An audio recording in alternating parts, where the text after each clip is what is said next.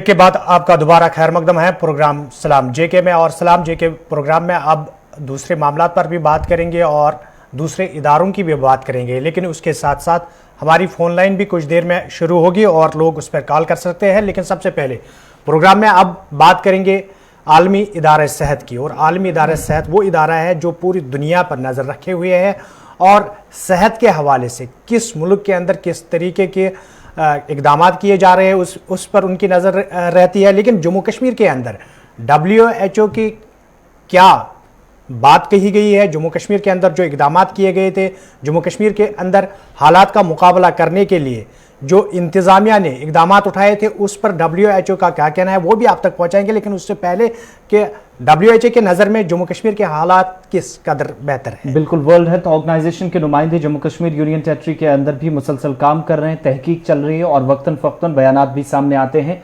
मौजूदा सूरत हाल के पेश नज़र। और इस वक्त की खबर ये कि जम्मू कश्मीर के अंदर बाकी रियासतों या मरकज़ के ज़ेर इंतज़ाम इलाकों के मुकाबले केसेस में थोड़ी सी कमी तो जरूर आई है, लेकिन उसके साथ साथ शरह अमवात भी बाकी रियासतों के मुकाबले कम है। वर्ल्ड हेल्थ ऑर्गेनाइजेशन के मुताबिक बाकी रियासतों से जब हम मुआवजा करते हैं जम्मू कश्मीर के हालात का, तो वबाई मर्ज पर यूटी इंतजामिया काबू पाने में काफी हद तक कामयाब हुई है पिछले कुछ दिनों में। दीगर रियासतों के अंदर परसेंटेज हाई है लेकिन यूटी के अंदर कम है। इस बात का दावा किसने किया है? डॉक्टर आशिक रशीद मीर, जो कि सर्विलेंस मेडिकल ऑफिसर हैं वर्ल्ड हेल्थ ऑर्गेनाइजेशन के। लेकिन उन्होंने इस बात पर भी जोर दिया है कि मौजूदा हालात के बीच जो कोविड गाइडलाइंस हैं, जो आलमी सतह पर प्रोटोकॉल जारी किया गया है, वो वाहिद रास्ता है इस वबाई मर्ज से बचने का। डॉक्टर आशिक को जरा सुनिएगा और उसके बाद मजीद आगे बढ़ते हैं। डॉक्टर आशिक रशीद मीर, मैं surveillance medical officer for World Health Organization Kashmir division के लिए। मैं कोविड-19 पैंडेमिक के रिलेटेड ये बताना चाहता हूँ कि जितने भी अभी तक हमारे केसेस आए हैं यहाँ पे, तो उसमें अगर हम पॉजिटिवली देखना चाहें और लोगों को एक अच्छी मैसेज देना चाहें कि अप्रॉक्सीमेटली 1,25,000 केसेस जो हैं वो रिकवर हो गए हैं सक्सेसफुली। और जो हमारी केस फर्टिलिटी रेट है, जिसे सिवेरिटी को जज कर सकते हैं, तो वो भी अप्रॉक्सीमेटली जो है अराउंड 2 है, जो बहुत सारे स्टेट से कम है।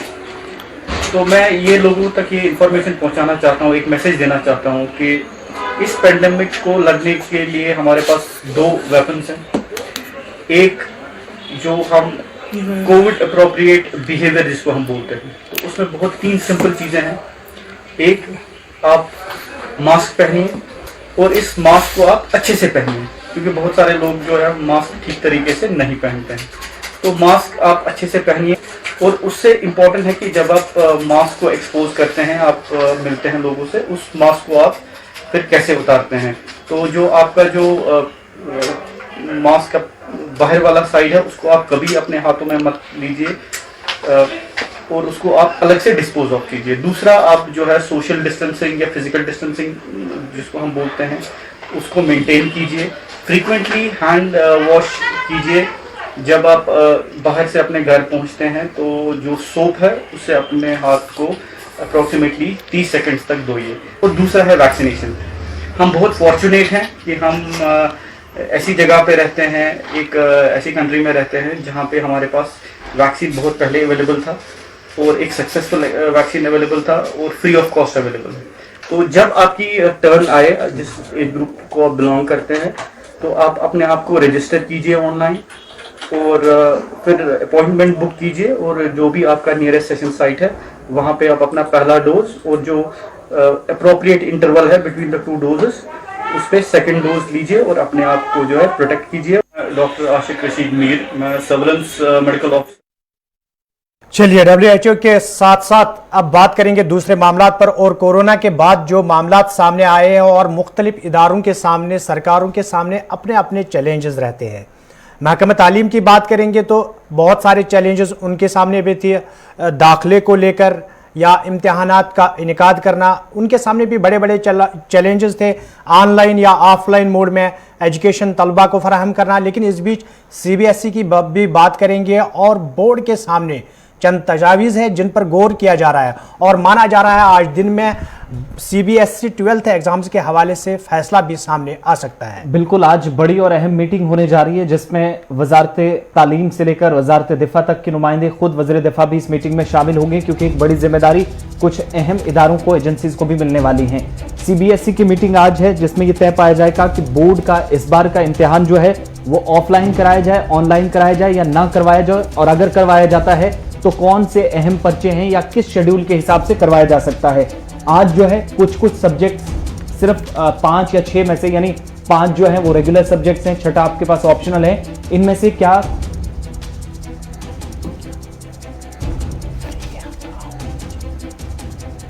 इस वक्त मौजूदा सूरत हाल के बीच कैसे इस वक्त इम्तिहानात करवाए जा सकते हैं, इस हवाले से आज तफसीली गुफ्तगू होगी।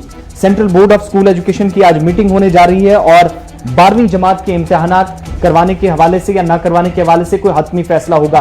174 बोर्ड की तरफ से बोर्ड इंतजामिया जो है या CBSE है, 174 सब्जेक्ट्स में 12वीं जमात में, जिनको लेकर इस वक्त तफसीलात सामने रखी गई थी, जो कुछ तजवीज़ भी सामने सरकार की आई हुई थी। 20 ऐसे सब्जेक्ट्स हैं जो सबसे मेजर सब्जेक्ट्स हैं, क्या इन्हीं को पढ़ाने के बाद इम्तिहान कराया जा सकता है और 12वीं जमात पास कराई जा सकती है, इस पे आज गौर किया जाएगा। 5 सब्जेक्ट या 6 सब्जेक्ट्स को पढ़ाने के बाद ऑफलाइन ऑनलाइन कराना या ना करवाना, इस पर भी फैसला हो सकता है आज दिन में दोपहर जब ये मीटिंग होगी। इसके अलावा 4 मेजर सब्जेक्ट्स को चुनकर भी शायद फैसला ये भी हो सकता है आज कि 4 सब्जेक्ट्स के अगर आप इम्तिहान पास करते हैं तो आपको अगली जमात में, यानी उसके बाद आप ग्रेजुएशन में चले जाएंगे, ऑटोमेटिकली होगा, ऐसा होगा या नहीं, इस पर भी फैसला होगा।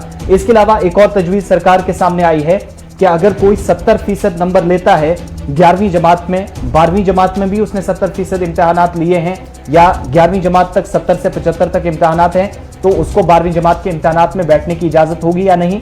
इससे पहले अगर असेसमेंट हुए हैं, यानी अगर आपने असाइनमेंट दिए हैं, तो क्या उसकी बिना पर भी आगे बच्चों को ले जाया जा सकता है, इस तजवीज पर भी गौर होगा। इस मीटिंग का हिस्सा आज एजुकेशन मिनिस्टर रमेश पोखरियाल की भी उम्मीद है वो भी बैठेंगे, इंफॉर्मेशन और ब्रॉडकास्टिंग मिनिस्टर प्रकाश जावड़ेकर वो भी होंगे और वज़ीर दिफा राजनाथ सिंह भी होंगे। चीफ सेक्रेटरीज मुख्तलिफ यूटीज के और रियासतों के और साथ ही साथ एजुकेशन महकमे के जो सेक्रेटरीज हैं उनको भी इस मीटिंग में मदऊ किया गया है। जब ऑनलाइन मीटिंग होगी, फौज, पुलिस, सिविल इंतजामिया या बाकी इदारों की ऑनलाइन या ऑफलाइन इम्तिहानात कराने में क्या इस वक्त जिम्मेदारी होगी ताकि बच्चों की हिफाजत को भी यकीनी बनाया जाए, इम्तिहानात भी मुनक्किद कराए जाएं और तालीमी सेशन ज़ाया होने से भी बचाया जाए। इसके लिए आज बड़ी जिम्मेदारी तय होने वाली है, इसलिए डिफेंस मिनिस्टर भी होंगे, IT डिपार्टमेंट की वजारत के लोग भी होंगे और साथ ही वज़ीर तालीम भी इस मीटिंग का हिस्सा होने वाले हैं।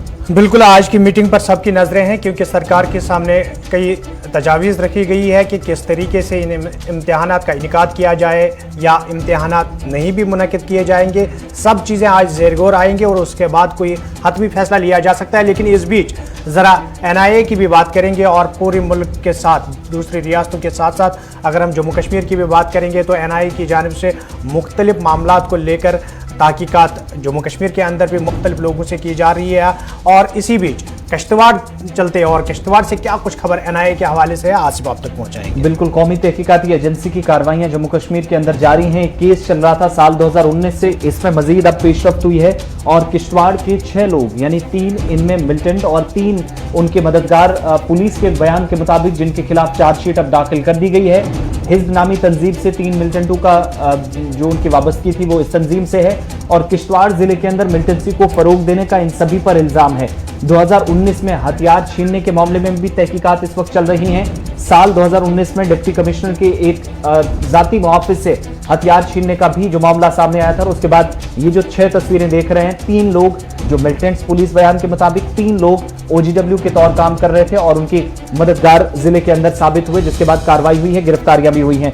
अजय शान हमारे नुमाइंदे किश्तवाड़ से हमारे साथ हैं। अजय, क्या कुछ तफसीलात हैं इस हवाले से?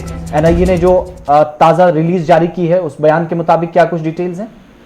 देखिए आसिफ, किश्तवाड़ में साल 2018 1 नवंबर को जो परिहार जो ब्रदर्स थे उनकी किलिंग हुई थी, उसके बाद DC के बॉडीगार्ड के जो वेपन था, सर्विस वेपन था, वो छीना गया था और अप्रैल 19 को ही चंद्रकांत शर्मा जो एक RSS लीडर थे उनकी हत्या की गई थी।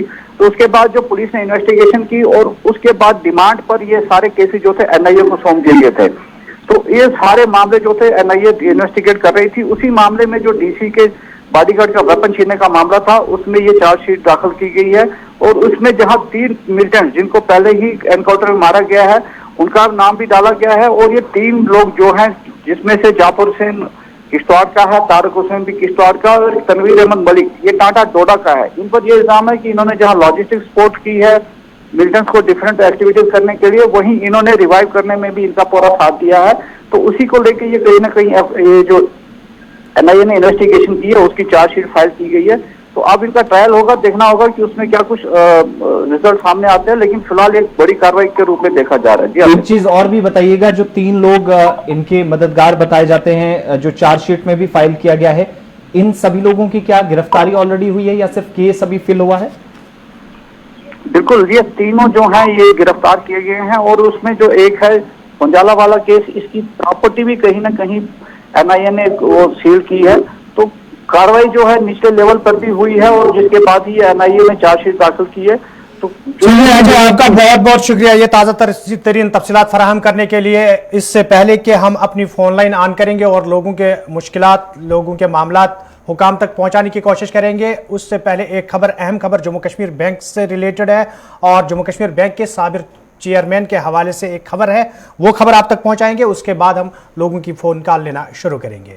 बिल्कुल, जम्मू कश्मीर बैंक के साबिक चेयरमैन जिनको रिहा किया गया है, बेल पर इनकी रिहाई हुई है और देर शाम ये खबर भी आई थी और उसके बाद रात गए इसकी तस्दीक भी कर दी गई। आपको याद होगा कि पिछले साल परवेज अहमद के खिलाफ जो कार्रवाई हुई थी, परवेज अहमद जो कि जम्मू कश्मीर बैंक के चेयरमैन थे और एंटी करप्शन ब्यूरो की तरफ से तकरीबन पिछले 2-2.5 सालों के दौरान कार्रवाई की जा रही थी। जम्मू कश्मीर के अंदर बैंक में रिश्वत का एक मामला सामने आया था या फिर गैर कानूनी तरीके से कुछ लोगों की भर्तियां हुई थी, उस केस के साथ भी उनका नाम जोड़ा जा रहा था, जिसकी हालांकि कुछ चीजों की तस्दीक हुई थी, कुछ की नहीं हो पाई थी, लेकिन अब उन्हें रिहा किया गया है। और इस बीच 1 लाख रुपया इस वक्त उन्हें बेल, इंटर्म बेल के लिए देना पड़ा है, जिसके लिए फिलहाल उन्हें जमानत मिली है। लेकिन 10 से 2 बजे के बीच में वो इन्वेस्टिगेशन टीम किसी भी वक्त उनसे दोबारा जब पूछताछ करेगी तो सुबह 10 से दोपहर 2 बजे के बीच में वक्त मुकर्रर किया गया है अदालत की तरफ से, डिवीजन बेंच की तरफ से, कि इस बार जब भी उनसे समाअत होगी तो इस वक्त में उन्हें हाजिर रहना होगा इन्वेस्टिगेशन टीम के सवालों का जवाब देने के लिए। आपको याद होगा कि पिछले साल अप्रैल के महीने में परवेज अहमद की गिरफ्तारी हुई थी और इलीगल अलॉटमेंट जो है कुछ टेंडर्स की जम्मू कश्मीर के अंदर, चाहे वो हाउसकीपिंग का मामला हो या फिर इसके साथ साथ मुंबई की एक कंपनी थी MS सिला सॉल्यूशन, उनके साथ भी इस जब केस ओपन हुआ था, तहकीकात हुई थी, तो उसमें भी परवेज अहमद नेंगरू का नाम सामने आया था और उसके बाद ये गिरफ्तारी अप्रैल के महीने में, और इस साल तकरीबन ये 1 साल मुकम्मल होने के बाद अब जाकर उन्हें बिलाखिर फिलहाल जमानत मिल गई। चलिए, बैंक के साबिक चेयरमैन को फिलहाल जमानत मिली है, लेकिन अब लोगों की बात हुकाम तक पहुंचाने की बारी आ गई है और प्रोग्राम में लेते हैं पहली phone call. Hello hello hello hello जी, अपना नाम बताइए, इलाके का नाम बताइए। अस्सलाम वालेकुम। वालेकुम अस्सलाम जी, मैं अगलर जैनापुर से बात कर रहा हूँ जी। तो मैंने आपसे 9 मई को मैंने आपसे एक बात की थी इलीगल माइनिंग की। टीवी की आवाज कम रखिएगा, जल्दी से अपनी बात रखें। मैं 9 मई को मैंने आपसे बात की थी इलीगल माइनिंग की। जी जी, आप अपनी बात रखिए। मैं 9 मई को हमने आपसे बात की थी इलीगल माइनिंग जो यहाँ पे हो रही है जी। कहाँ? तो अगला उसके बाद अगलर जैनापुरा सर। अच्छा, उसके बाद वो 1 हफ्ते बिल्कुल रुक गई थी, शायद आपने अल्लाह हुकाम से बात की होगी। उसके बाद 1 हफ्ते बंद हो गई इलीगल माइनिंग। अब दोबारा हो रही है। अब दोबारा हो रही है, पिछले 1 हफ्ते से फिर हो रही है। हम कोशिश करेंगे आपकी बात हुकाम तक पहुंचाने की। बहुत बहुत शुक्रिया आपका कॉल करने के लिए। इंतजामी के नोटिस में बात लाई गई थी, पिछली बार भी कार्रवाई हुई है और इस बार भी उम्मीद है कि होगी। नेक्स्ट कॉलर, नाम बताएं अपना। हेलो जी, नाम बताइए, जल्दी से बात रखें अपनी। अस्सलाम वालेकुम सर। वालेकुम अस्सलाम। सर न्यूयर बरगाम पे सर। वन तो जल्दी जल्दी वन पन क्या मामला सर अच्छा सर ये कोरोना क्या चलान सर। बिल्कुल अच्छा सर अच्छा फिल्टर अच्छा वाटर आब थोड़ा नासाफ आब अहन सर कल आब पकड़ बचन डायपर वाइपर वसा कोरोना यह कुछ इलाक यह नुनर बडगोम सर। नुनर बडगोम। चलो तुझे सर शुक्रिया तुम करो कॉल अस करो कोशिश के मुतलिक महकमस तान यह कत वातन अगर अत नासाफ आब तो चनाब गए साफ लुकन फराम कर युत जन तिमन मज पौध सपदुन तशवीश दूर करनी। एक और कॉलर हमारे साथ है। हेलो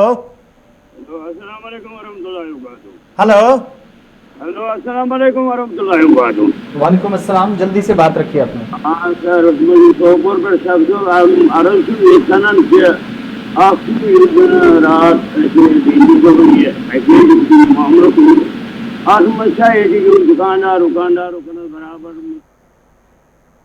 चलिए, बहुत शुक्रिया कॉल करने के लिए। आपकी आवाज ब्रेक हो रही है, वक्त चूंकि कम है, जल्दी से कॉल्स लेनी पड़ रही है। नेक्स्ट कॉलर, नाम बताएं अपना। हेलो, अस्सलाम वालेकुम। वालेकुम अस्सलाम मुझे गुलाम नबी डाल मोहल्ला बीबी कट पे जी। वैक्सीन कोर्मन मे गई जिले पूरे दोयम डोज दिन अच्छी ये वही जेबी पंतस मन।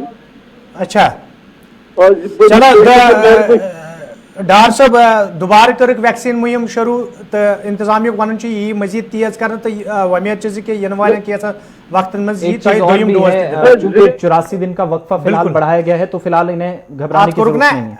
आज बढ़ोक हफ्त 2-3 बढ़ तुम वात बराबर गरस मज तुम दोबारा दोयम डोज दिन कोई परवाह। बहुत शुक्रिया। नेक्स्ट कॉलर, नाम बताएं अपना। अस्सलाम वालेकुम। वालेकुम अस्सलाम। ठीक अल्हम्दुलिल्लाह, जल्दी से बात रखिए सर। करे स्पेशल हस्पताल SMHS श्रीनगर पे SMHS अहन श्रीनगर स्पेशल हस्पताल स्पेशलिटी हस्पताल पे द्राय पेशेंट अच्छा अत शाम द्राय पेशेंट अत शाम मल चलान अत तम रेडियो वाले ना सोचा गवर्नमेंट अत मा ग वायरस अत यीत कोविड पेशेंट बाकिन मा फोल अत कह दलील मा गहना निवान एक्शन ये पे कह सह शाम तुझ वल कलवाद वल कमताय वल चाय वल रेड वल मे वल अत मल लोगमुत। चलो तुहद सठा शुक्रिया कॉल करने बापत वमेद हुकामन तान कत वचम। एक और कॉलर हमारे साथ है। हेलो हेलो जी। हेलो, नाम बताएं, जल्दी से बात रखिए आपने। जी बोलिए।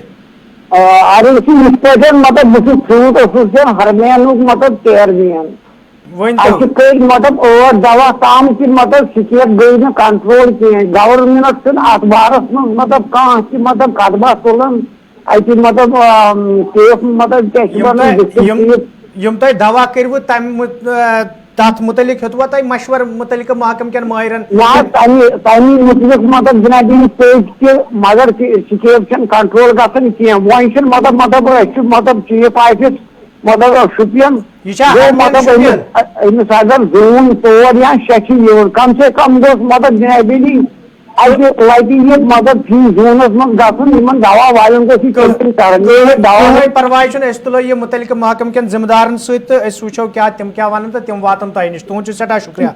हेलो हेलो, जल्दी से नाम बताएं अपना, कहाँ से। अस्सलाम वालेकुम। वालेकुम अस्सलाम।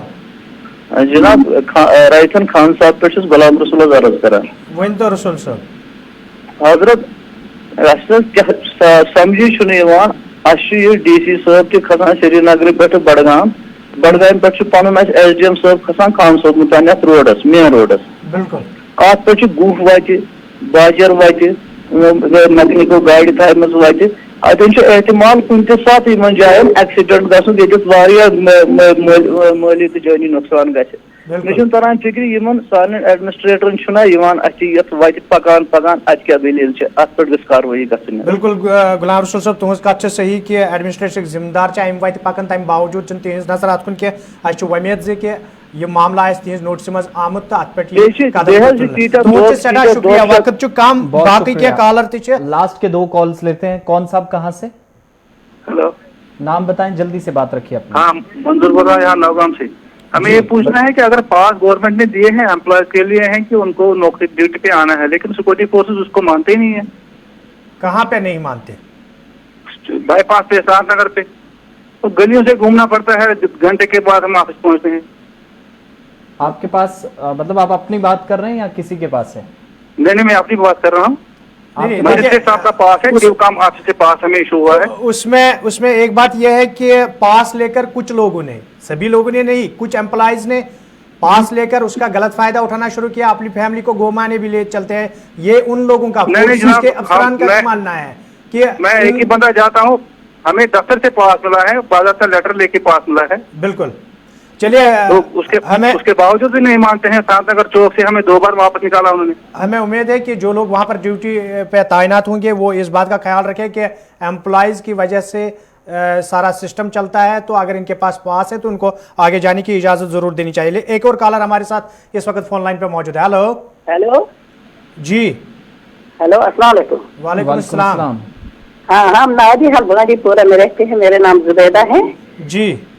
ये तो वक्त सड़क पे बसान, ये कोलहुम गाम, अत सिर्फ सेख दोहस ट्रक खालान लोअर केडर पकान बचन बनान यप कोरोना सह गर्द खसान। यह कर डी सी साहबस अपील कि वो तो क्या दलील क्या दोहस रात पकान। चलो तुम सदा शुक्रिया कॉल करने बाबत। एक और कॉलर, आखिरी कॉलर इस प्रोग्राम का हमारे साथ इस वक्त जुड़ चुका है। अपना नाम बताइए, इलाके का नाम बताइए, जल्दी से अपनी मुश्किलात बताइए। हेलो हेलो हेलो, जल्दी से बात रखिए अपनी। हाँ जी सर, मेरा नाम रमेश है। हमारी माइग्रेंट पोस्टें निकली थी और उसमें सिलेक्शन हुआ है सर, लेकिन उन्होंने अभी कहा कि ऑनलाइन 31 मई तक हमने अपने डॉक्यूमेंट्स वेरीफाई करने हैं। लेकिन सर कोई बंदा दिल्ली में है, कोई कहीं है, लॉकडाउन है, ट्रांसपोर्ट नहीं चल रहा है, तो हम रिक्वेस्ट करते हैं कि आपके माध्यम से अगर ये सर्विस सिलेक्शन बोर्ड वाले सर इसको थोड़ा एक्सटेंड करें हफ्ता या 10 दिन के लिए, तो आपकी बहुत मेहरबानी होगी सर। चलिए बहुत शुक्रिया, उम्मीद करते हैं क्योंकि आपकी तरह हजारों ऐसे उम्मीदवार हैं जो इस इंतजार में हैं कि डेट्स एक्सटेंड होनी चाहिए। यूनिवर्सिटीज कॉलेजेस कर रहे हैं तो शायद होगा, क्योंकि मुमकिन नहीं है अभी सारी चीजें हो पाए। हालात के मुताबिक बिल्कुल इंतजामिया भी बैक वक्त कोई फैसला नहीं लेगी, क्योंकि आज के हालात जो है कल हो सकता है इससे बेहतर हालात भी होंगे, तो उस वक्त का फैसला उसी वक्त सरकार लेती है या कोई भी एडमिनिस्ट्रेशन लेती है। हालात के मुताबिक सरकार फैसला लेती है। लेकिन आपकी बात भी सही है, कोरोना मामला है तो इस बीच सरकार को चाहिए, हालांकि सरकार तमाम तर मामला लोगों के किसी भी वर्ग के मामला सामने रखकर हर कोई डिसीजन लेती है ताकि लोगों की हिफाजत भी यकीनी बनाई जा सके और उसके साथ साथ लोगों के सामने जो मुश्किलात है उनका भी अजाला हो सके। फिलहाल आज के प्रोग्राम में इतना ही। अपने मेज़बान साहिल अमीन और आसिफ रशीद को आज का प्रोग्राम यहीं पर इख्तिताम करने की दीजिए इजाज़त। कल होगी आपसे फिर मुलाकात, जब तक के लिए अल्लाह हाफिज़।